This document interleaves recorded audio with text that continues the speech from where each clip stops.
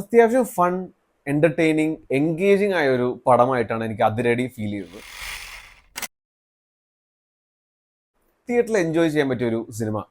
First half ഒക്കേഷ് ആയിരുന്നു, കുറച്ച് അവിടെ ഇവിടെ ചിരിക്കാനുള്ള കുറച്ച് മൊമെന്റുകളുണ്ട്. ആൻഡ് സ്റ്റോറി പറഞ്ഞ രീതി പോലും ഒരു നോർമൽ വേ തന്നെയുള്ളൂ. ആൻഡ് ഈ സിനിമയുടെ ഇന്റർവൽ പോർഷനോട് എത്തിയപ്പോഴാണ് ഈ പടം കുറച്ച് ഓവറായ പോലെ ഒരു ഫീൽ ചെയ്തു. കുറച്ച് നിമിഷങ്ങളൊന്നും ദഹിച്ചില്ല. പിന്നീട് സെക്കൻഡ് ഹാഫിലോട്ട് വരുമ്പോൾ ആദ്യമൊക്കെ ചെറുതായിട്ട് ഈ പടം കൈവിട്ട് പോകുന്ന ഒരു പേടിയുണ്ടായി. പക്ഷെ അത് അവരൊക്കെ വളരെ നന്നായിട്ട് അവർ മാനേജ് ചെയ്തിട്ടുണ്ട്. സെക്കൻഡ് ഹാഫിൽ ആ ഒരു നിമിഷത്തിന് ശേഷം കുറെ എന്റർടൈനിങ് ആയ കുറെ കിടിലൻ മൊമെന്റ്സ് ഉണ്ട്. നമ്മുടെ ടൊവിനോയും ഒന്ന് രണ്ട് ക്യാരക്ടേഴ്സ് ഒക്കെ ആയിട്ട് അത് പടം കാണാൻ നല്ല നല്ല ഫൺ തന്നെയായിരുന്നു അങ്ങനത്തെ കുറച്ച് നിമിഷങ്ങൾ. പിന്നെ അതേപോലെ ഇവരുടെ ഈഗോ ക്ലാഷ് ആണെങ്കിലും നല്ല രസമായിട്ട് തന്നെ കൺവിൻസിംഗ് ആയിട്ട് തന്നെ അവർ പറഞ്ഞിട്ടുണ്ട്. ആൻഡ് നമുക്ക് ഫസ്റ്റ് ഹാഫിൽ നമുക്ക് ഇമോഷണലി കണക്ട് ആവാത്ത കുറെ സംഭവങ്ങളൊക്കെ സെക്കൻഡ് ഹാഫിൽ അവർ ഭയങ്കര ബ്രില്യൻ്റ്ലി തന്നെ വളരെ സ്മാർട്ട്ലി തന്നെ അവർ പ്ലേസ് ചെയ്തിട്ടുണ്ട്. നമുക്കതെല്ലാം നമുക്ക് ആ സാമിന്റെ അല്ലെങ്കിൽ ബേസിൽ ജോസഫിന്റെ ക്യാരക്ടറിന്റെ ആ ഒരു ഓട്ടമാണെങ്കിലും വേദന, കഷ്ടപ്പാട്, അതെല്ലാം നമുക്ക് കണക്ട് ആവും. നമുക്കത് ശരിക്കും ഫീൽ ചെയ്യും. അതുകൊണ്ട് തന്നെയാണ് അവസാനത്തെ ഒരു അരമണിക്കൂർ നമ്മൾ ഭയങ്കര ടെൻഷൻ അടിച്ച സിനിമ കാണാം.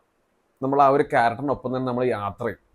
ആൻഡ് അവസാനത്തെ ഒരു 15 മിനിറ്റ്സ് ഒക്കെ ശരിക്കും ഭയങ്കര നമ്മുടെ മനസ്സ് നിറച്ചെന്ന് തന്നെ പറയാം.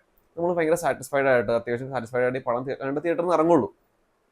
ആൻഡ് നമ്മുടെ ബേസിൽ ജോസഫ് ഭയങ്കര ഓണസ്റ്റ് പെർഫോമൻസ് ആയിരുന്നു. ഭയങ്കര നാച്ചുറൽ ആയിട്ട് തന്നെ പെർഫോം ചെയ്തിട്ടുണ്ട്. നമുക്കൊരു കംഫർട്ട് ഫീൽ ചെയ്യും ബേസിൽ സ്ക്രീനിൽ വരുമ്പോൾ തന്നെ. ആൻഡ് ടൊവിനോ കിടിലൻ ഇന്റർവെൽ പോർഷൻ മുതലാണ് ടൊവിനോയുടെ എൻട്രി. ആൻഡ് ടൊവിനോ അവിടെ മുതൽ തന്നെ പിന്നെ അങ്ങോട്ട് തൂക്കിയിട്ടുണ്ട്.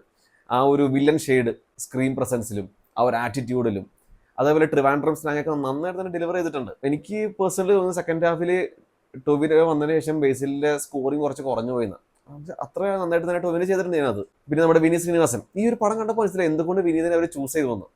ബിക്കോസ് അവസാനത്തെ ആ ഒരു ഇമോഷണൽ രംഗങ്ങളിലൊക്കെ വിനീതിന്റെ ആ ഒരു വോയിസ്, ആ ഒരു ഗ്രേസ്, ആ ഒരു ഓറ, സ്ക്രീൻ പ്രസൻസ് എല്ലാം നന്നായിട്ട് മാജിക്കലി വർക്ക് ചെയ്തിട്ടുണ്ട്. അതുകൊണ്ടാണ് നമുക്ക് കൂടുതൽ ഇമോഷണലി കണക്ട് ആവാൻ പറ്റിയത്. പിന്നെ വിഷ്ണു അഗസ്തിയയുടെ ആ ഒരു ക്യാരക്ടർ നല്ല രീതിയിൽ ഇമോഷണലി കണക്ട് ആവായിരുന്നു. നല്ലൊരു പെർഫോമൻസ് ആയിരുന്നു. സെറിൻ ഷിഹാബ് ഡീസെന്റ് ആയിരുന്നു. ടൊവിനോയുടെ ഭാര്യവേഷമാണ്. ആൻഡ് റിയ ഷിബു ക്യൂട്ടായിരുന്നു.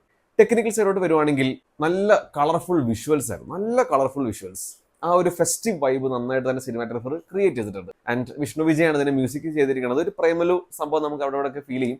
ഇതിലെ പാട്ടുകളൊക്കെ എനിക്ക് ഭയങ്കര ഫോക്കറ്റബിൾ ആയിട്ട് ഫീൽ ചെയ്തത്. ബാക്ക്ഗ്രൗണ്ട് സ്കോർ നന്നായിരുന്നു. പക്ഷേ ഇതിലൊരു പാട്ട് നന്നായിരുന്നു.